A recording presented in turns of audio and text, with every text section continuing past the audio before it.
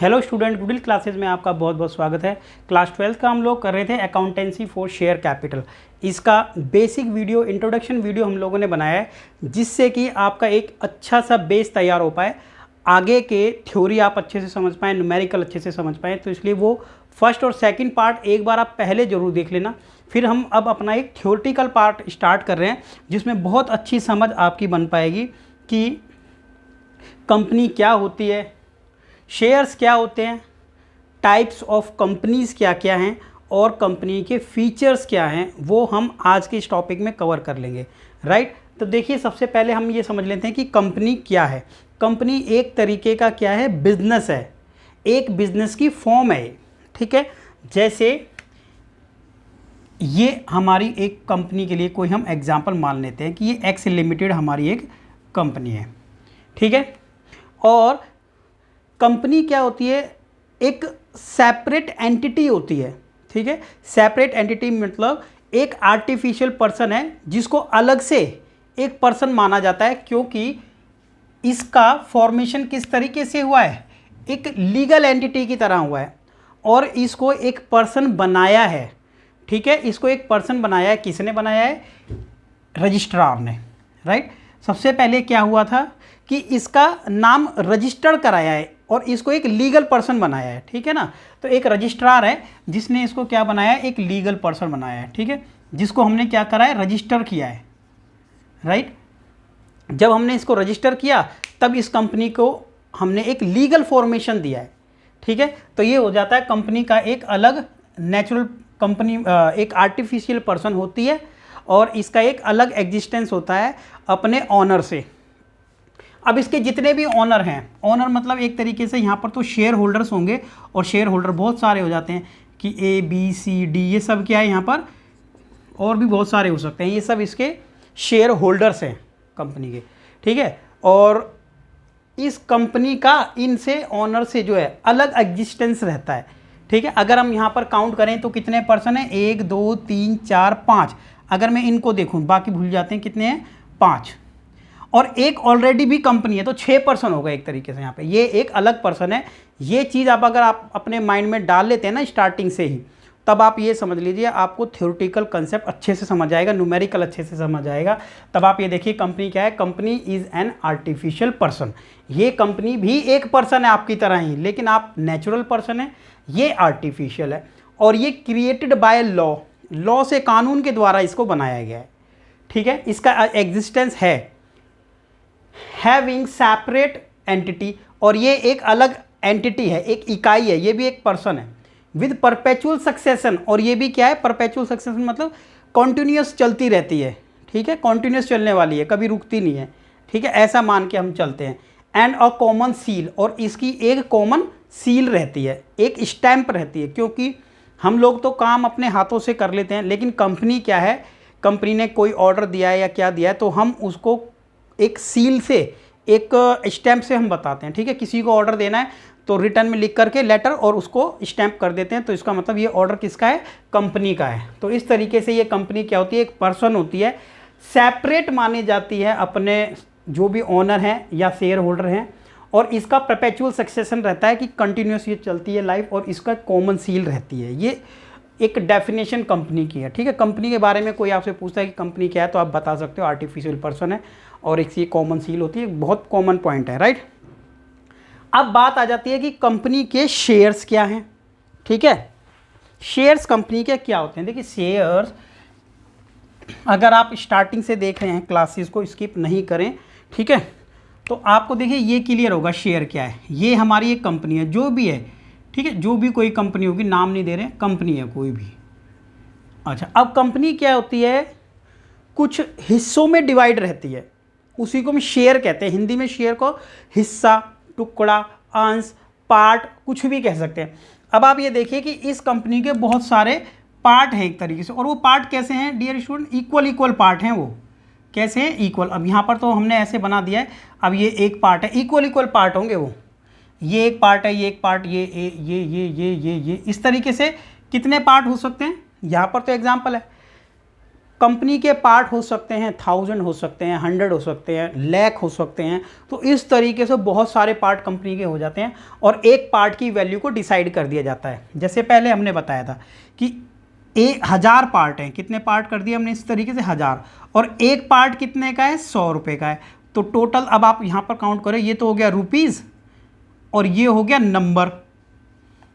Number of part, ये rupees total into कर लो तो 1 लाख रुपीज़ बन जाता है।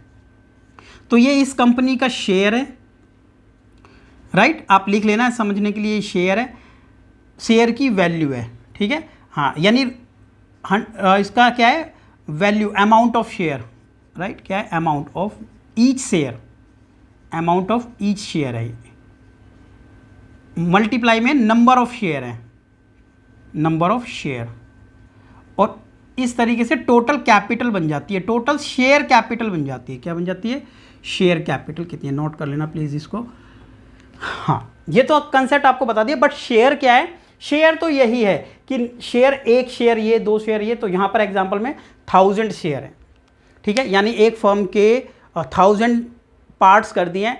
अब एक शेयर होल्डर कितने शेयर ले सकता है, वो उसके ऊपर डिपेंड करता है। तो देख लीजिए शेयर क्या है, फ्रैक्शनल पार्ट, फ्रैक्शनल पार्ट मतलब इसको ब्रेक कर दिया गया, एक पार्ट है, ऑफ द कैपिटल, कैपिटल का एक पार्ट है वो, ठीक है। जैसे कि आप मान लीजिए प्लॉट है, 1 प्लॉट, 2 प्लॉट, 3, आपने 3 प्लॉट परचेज कर लिए, 4 प्लॉट परचेज कर लिए, तो वही शेयर्स हैं, ठीक है। आपने कितना परचेज किया है, तो fractional part of a capital, capital का एक फ्रैक्शनल पार्ट है, and the form of basis of ownership, और ये एक ओनरशिप का बेस है कि आप कितने शेयर के ओनर हैं, ठीक है, इन अ कंपनी। तो कंपनी में शेयर क्या होता है, एक पार्ट होता है, और आप कितने शेयर लेते हैं, कितने शेयर के ओनरशिप आपके पास है, वो आपके डिपेंड करता है कितना परचेज कर रहे हो, आप भी परचेज कर सकते हो।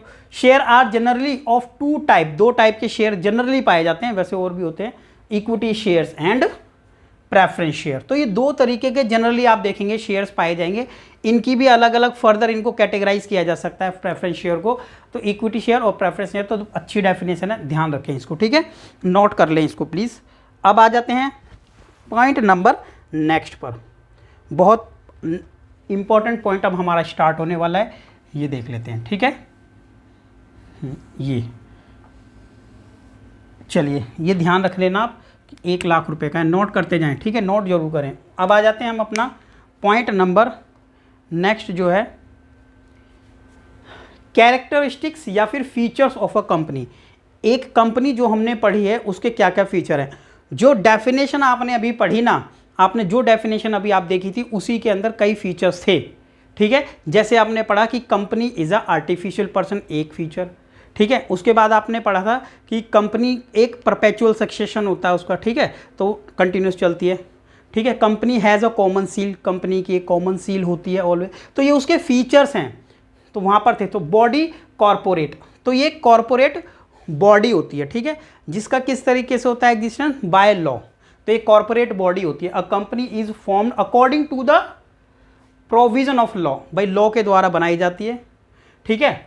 और जनरली इन इंडिया में क्या होता है, company are formed and registered, बनाई जाती है और उसको रजिस्टर भी कराया जाता है, ठीक है ना। कंपनी लॉ एक्सेप्ट, बाकी ये बताया है कि इन बैंकिंग केस में क्या रहता है, बैंकिंग केस के अंदर बैंकिंग के लिए एक अलग से रजिस्ट्रार ऑफिस रहता है, ठीक है, बैंकिंग का एक अलग रजिस्टर प्रोविजन होता है, ठीक है। बस ये आपको ध्यान रखना है। नेक्स्ट पॉइंट आ जाता है सेपरेट लीगल एंटिटी। ये अभी आपको बताया था कि कंपनी एक सेपरेट लीगल एंटिटी है, किससे, अपने ओनर से, ओनर के साथ ना जोड़ें इसको, ये ना माने कि ओनर एक अलग है जिसकी भी ये फर्म है, ठीक है। एक बहुत सारे ओनर होते हैं, ठीक है, तो ये मान ले चलते हैं एक ही ओनर फिलहाल मान लो, तो ये अपने ओनर से अलग है, वो अलग पर्सन है, ये अलग है, या जितने भी ओनर हैं उनसे अलग मानो आप इसको, ठीक है। ऐसा मानोगे तो कई चीज़ें आपकी क्लियर हो जाएंगी। तो सेपरेट एंटिटी है ये, तो क्या लिखा है, सेपरेट है legal, a company has a separate legal entity which is distinct, and distinct मतलब अलग है, and separate from it's a member, अपने जितने भी मेंबर हैं, शेयर होल्डर जितने भी हैं उनसे अलग है, ठीक है। आगे आप देख सकते हैं it can B hold and deal with any type of property, जब अलग पर्सन है तो किसी भी तरीके की प्रॉपर्टी ले सकती है, डील कर सकती है। It can enter into contract, contract कर सकती है, ठीक है, and when open bank account, ठीक है, बैंक अकाउंट भी ओपन किया जा सकता है कंपनी के खुद के नेम से। अगला है लिमिटेड लाइबिलिटीज़, ठीक है। हाँ, अब ये क्या है, लिमिटेड लाइबिलिटी के केस में यहाँ पर ये बताया है कि कंपनी के जितने भी शेयर होल्डर हैं, जितने भी होंगे ABCDEF, ये जितना इनके पास शेयर है, बी ने कितने शेयर लिए, सी ने कितने शेयर लिए, इस बारे में बहुत अच्छे से आपको क्लियर किया था जब हमने कुछ न्यूमेरिकल टाइप विद एग्जाम्पल के साथ एक न्यूमेरिकल लिया, उसको देखोगे ना एक कहानी की तरह आपको समझ आ जाएगा। तो वो आप देख लेना कि सी ने कितने लिए, इसने कितने लिए, ठीक है। अब मान के चल लेते हैं इस कंपनी के 1000 शेयर में से 5 इसने लिए, सी ने 5 शेयर लिए, सिर्फ कितने लिए 5, और एक शेयर का वैल्यू 100 है, आपने देखा अभी, ठीक है। सबने, किसी ने 2, किसी ने 10, किसी ने 15, किसी ने 20 शेयर लिए, इसने 5 लिए, 100 का एक शेयर है तो 500 रुपये इसने दिए। तो यहाँ पर कहने का मतलब है, हर एक लिमिटेड लाइबिलिटी का मतलब है कि किसी भी पर्सन, किसी भी मेंबर, किसी भी शेयर होल्डर की लाइबिलिटी लिमिटेड है, कितनी, जितने उतने उसने शेयर लिए हैं। अब ऐसा नहीं है कि कंपनी डूब गई, कंपनी वाइंड अप हो गई, तो उस केस में या किसी का पैसा देना बाकी है, ऑनर तो ये भी है, तो इसकी प्रॉपर्टी, पर्सनल प्रॉपर्टी यूज़ कर ली जाएगी, तो नहीं, इसकी लाइबिलिटी लिमिटेड है अप टू हिज शेयर, ठीक है, अप टू हिज शेयर, जितने, up to his value of share, जितनी भी उसकी वैल्यू है शेयर्स की। The liability of the member of company is limited to the extent of unpaid amount of share held by them, जितनी भी उनके पास share होंगे, ठीक है ना, तो वहाँ तक की उनकी लाइबिलिटी रहती है, बस। ऐसा है, ये यहाँ पर ये समझाना चाहता है कि एक पर्सन ने 300 शेयर, 500 में से 300 अमाउंट दे दिया, तो ये तो पेड अमाउंट है उसका, और अभी इसका अमाउंट 200 अनपेड है ना, जो नहीं दिया होगा मान लो इसने शेयर पे, तो अनपेड अमाउंट है ये, तो अनपेड अमाउंट तक की लाइबिलिटी होती है, बस 300 दे दिया। अब अगर कंपनी डूबती है कुछ है, तो हम इसे 200 तक का अमाउंट मंगा सकते हैं, और ज़्यादा नहीं मंगा सकते हैं, ठीक है। तो ये अमाउंट, इसकी बात हो जाती है। डाउट है पूछ सकते हैं, ठीक है। तो वही यहाँ पर लिखा है कि in case of the company limited by guarantee, अगर गारंटी वाली कंपनी की बात की जाए तो liability of member is limited to the extent of guarantee given by them in the event of the company being, ठीक है, वाउंड अप। तो कई बार क्या होता है, गारंटी भी दे दी जाती है, तो जितनी उसके द्वारा गारंटी दी गई है, ठीक है, गारंटी वाली कंपनी भी होती है, तो वहाँ तक जितनी उसने गारंटी दी है, तो उतना अमाउंट उससे रिकवर किया जा सकता है at the time of wound up of company. Perpetual succession का मतलब होता है कि किसी भी कंपनी का कंटिन्यूस चलते रहना, उसको क्या कहते हैं, परपेचुअल सक्सेशन, राइट स्टूडेंट। तो देख लेते हैं परपेचुअल सक्सेशन में क्या लिखा है, कि ये मैंने आपको बता दिया था कंटिन्यूस चलना। देखिए हम कोई, और ये हमारा एक अकाउंटिंग का आपने स्टार्टिंग में भी पढ़ा होगा कि हमारा जो अकाउंटिंग का एक कंटिन्यूस, हम मानते हैं कि कंपनी हमारी कंटिन्यूस चलेगी, तो ये तो हमारा एक बेसिक एग्जम्पशन भी था ठीक है। तो ये बहुत पुराना है, क्लास 11th में भी पढ़ा होगा। The company being an artificial person, एक आर्टिफिशियल पर्सन है क्रिएटेड बाय लॉ, ठीक है, और to exist irrespective of the change in its membership. A company can be terminated only, एक कंपनी टर्मिनेट तब की जा सकती है बाय लॉ, ठीक है, थ्रू लॉ की जा सकती है, और डेथ होगा किसी का या इंसॉल्वेंसी होगी, इस तरीके से कंपनी क्या हो जाती है, उसका क्या रहता है, वाउंड अप नहीं होती है, कंपनी ख़त्म नहीं होती है। पढ़ लेना बाकी। कॉमन सील देखिए, कॉमन सील कंपनी की एक कॉमन सील होती है, जब भी कंपनी किसी को ऑर्डर देती है, कोई लेटर देती है, तो वो स्टैंप लगा देती है उसके ऊपर। उसके बाद है ट्रांसफरेबिलिटी ऑफ शेयर, ठीक है, ट्रांसफरेबिलिटी ऑफ शेयर। तो देखिए अब यहाँ पर है बी के पास या सी के पास 5 शेयर्स हैं, कितने, 500 शेयर। तो लिमिटेड कंपनी की बात की जाए, अगर 2 कंपनी होती हैं, ठीक है, अभी आप डिटेल में हम पढ़ेंगे लिमिटेड कंपनी, और अभी यहाँ पर हमने लिखा नहीं है कि ये कौन सी कंपनी है, कंपनी लिख दिया है। एक लिमिटेड होती है और एक होती है प्राइवेट लिमिटेड। तो जो लिमिटेड कंपनी है ना, पब्लिक लिमिटेड, तो डियर स्टूडेंट उस लिमिटेड कंपनी के अंदर क्या होता है, पब्लिक लिमिटेड कंपनी के अंदर क्या होता है कि शेयर आप इजीली ट्रांसफ़र कर सकते हो, उसमें कंपनी का इंटरफेयर नहीं रहता है, इजीली ट्रांसफ़र कर सकते हो आप शेयर, ठीक है। जो कंपनी शेयर इशू करती है पब्लिक को, तो आप अपने शेयर ट्रांसफ़र कर सकते हो easily in case of public limited company. अगर प्राइवेट लिमिटेड कंपनी है तो वहाँ पर रिस्ट्रिक्शंस होती हैं, राइट। तो देखिए क्या लिखा है, the share of a public limited company, बता दिया, आर फ्रीली ट्रांसफरेबल, बस ये आपको ध्यान रहना चाहिए। The permission of the company की परमिशन की जरूरत नहीं है। The consent of any member not, ठीक है, of the company is not necessary transfer of share, but the article of the association of company can prescribe the manner. बस manner आपको ध्यान रहना चाहिए कि किस तरीके का मैनर होता है, कि क्या प्रोसेस होता है, वो तो पता होना चाहिए ना। चलिए उसके बाद आ जाते हैं, नेक्स्ट पॉइंट है मे स्यूड और बी स्यूड। मे स्यू और देखो, स्यू का मतलब होता है केस करना। तो क्या होता है, कंपनी एक लीगल पर्सन है, अब लीगल, ठीक है, लीगल पर्सन है जिसको बाय लॉ क्या किया गया, उसको क्रिएट किया गया।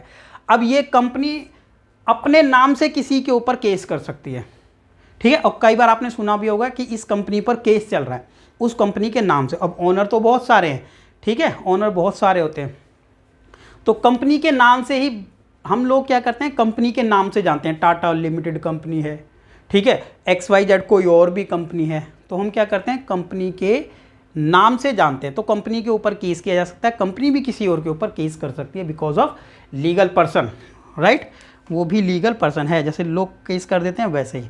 अब आ जाते हैं अपना पॉइंट नंबर नेक्स्ट पर, जो है काइंड ऑफ कंपनीज।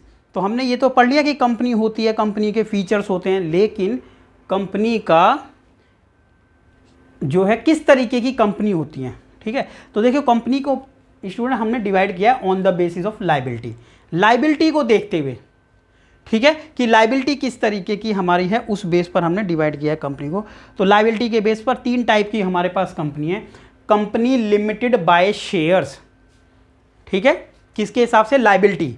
तो लाइबिलिटी आप देखो कि ऑनर की लाइबिलिटी के अकॉर्डिंग, देखिए ऑनर की लाइबिलिटी अगर लिमिटेड है तो हम उस कंपनी को कहते थे कंपनी लिमिटेड बाय शेयर्स।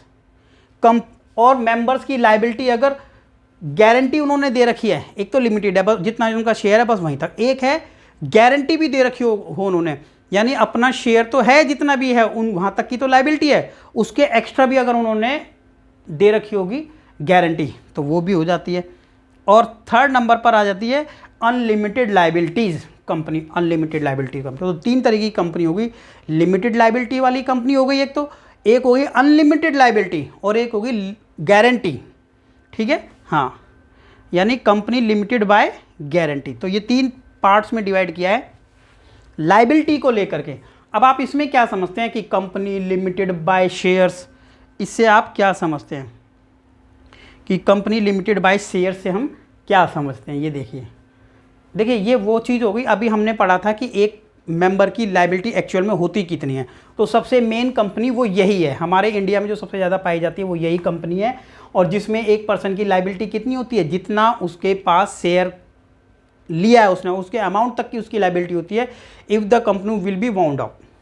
तो फर्स्ट ऑफ ऑल हम देख लेते हैं, तो कंपनी लिमिटेड बाय शेयर में ये लिखा है, in the case the liability of its member is limited to the extent of the nominal value of shares held by them, right, वही है। If a member has paid the full amount, अगर कोई amount पूरा पे कर चुका है, मान लो 5 शेयर 100 रुपये का एक, 500 रुपये इसने पे कर दिया, अगर कंपनी वाउंड अप होती है तो उसको उतना ही लॉस होगा, ठीक है, ये सारा अमाउंट उसका डूब सकता है। ऑनर है ना भाई, ये है ऑनर ही, बेशक से 500 रुपये का, तो इसका अमाउंट डूब सकता है, ठीक है। और अगर ₹300 तक ही इसने पे किया है तो ये इसकी पेड वैल्यू है, और ये वाली इसकी अब अनपेड है, ठीक है। अगर ये तो इसने पे कर दिया, लेकिन अगर कंपनी वाउंड अप हो गई तो ये वाला अमाउंट भी इसको देना पड़ सकता है। तो क्या लिखा है,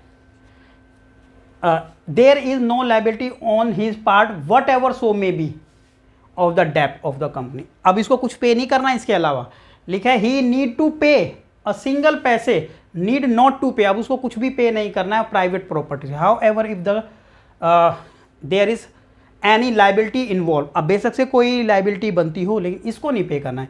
इट कैन बी इन्फॉर्म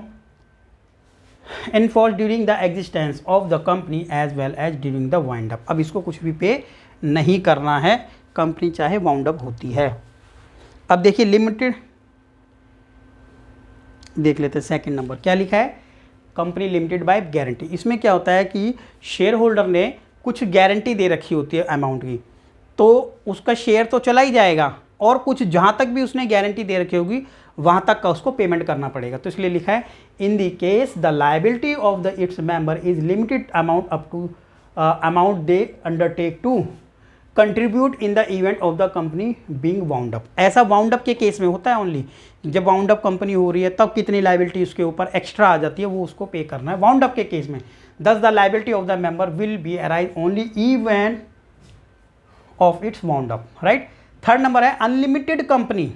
देखिए अनलिमिटेड लायबिलिटी वाली जो कंपनी होती है कि किसी पर्सन की लायबिलिटी अनलिमिटेड है, अनलिमिटेड का मतलब हो जाता है कि उसका प्राइवेट प्रॉपर्टी से भी हिस्सा जाएगा, लेकिन इस तरीके की कंपनी इंडिया में नहीं पाई जाती है। तो आप देख लेते हैं when there is no limited, non liability कोई लिमिट नहीं है of the liability of its member the company is called unlimited. ठीक है, ये हो गया।